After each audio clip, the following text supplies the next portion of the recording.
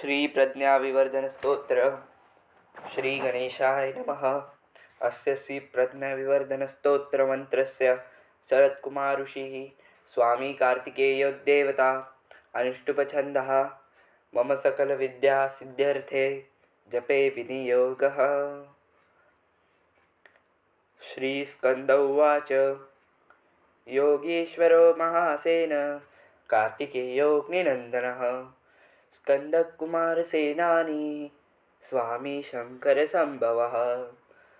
गाङ्गेयस्ताम्रचूडश्च ब्रह्मचारी शिखिध्वज तारकारी रुमापुत्र कौचारीति सदाननः।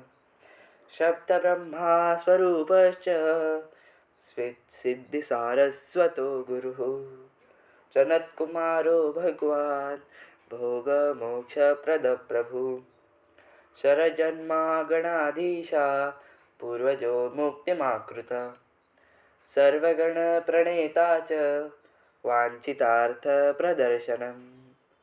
अष्टविंशति नामानि मदीयानि च य पठेन्तर प्रत्युष्टे श्रद्धायुक्तो मुखो वाचस्पतिर्भवेत्।